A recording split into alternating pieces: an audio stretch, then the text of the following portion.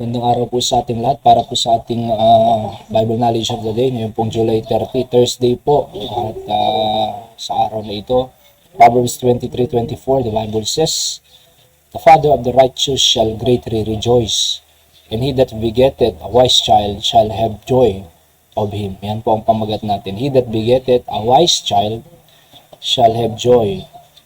Oho. So yung begetted po dyan ay yalad sa Hebrew word birth, or ipinanganak. Ano po? So, of course, wala naman po ibang nanganganak kundi nanay. Alright? So, a wise child, yung wise po dyan, siya comes sa Greek word, Hebrew word, intelligent or skillful. Oho. So, intelligent, skillful, yan po ang binigay ng Concordance Dictionary. At shall have joy of him. Yung joy po dyan ay merry or glad, yung masaya. Ano ho? So, masaya. Yung wise na anak, ano po, ay magdudulot ng kasiyahan sa naglalang sa kanya. At ganoon din yung kanyang tatay, sabi ng Bible, "The father of the righteous shall greatly rejoice."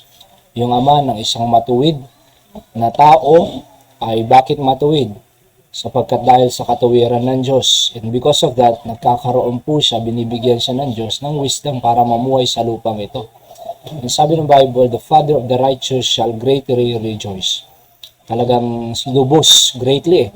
Lubos yung kasiyahan ng isang tatay pag ang anak niya ay matuwid, maayos sa harapan ng Panginoon, maayos sa harapan ng kanyang magulang. At yung naglalang sa kanya, sabi ng Biblia, ay masisiyahan kung ang anak niya ay isang skillful or intelligent. Kaya anak, mga anak, ngayon kung may ama ka, may ina ka, may mga magulang ka pa, ay sikapin natin, maging wise, maging matuwid sa harapan ng Diyos. Upang sa ganun, mag-reflect po yan sa ating buhay at ikakatuwa po yan ng ating mga magulang. Ano po, pero yung pasaway na anak, yung rebelding anak, yung may sariling mundo na anak, uuwi lang sa bahay kung anong gusto ko oras umuwi. At pag inuutusan, napakatamad, ang hirap utusan. And nagkakating classes pa sa eskwelahan. Hingi ng baon.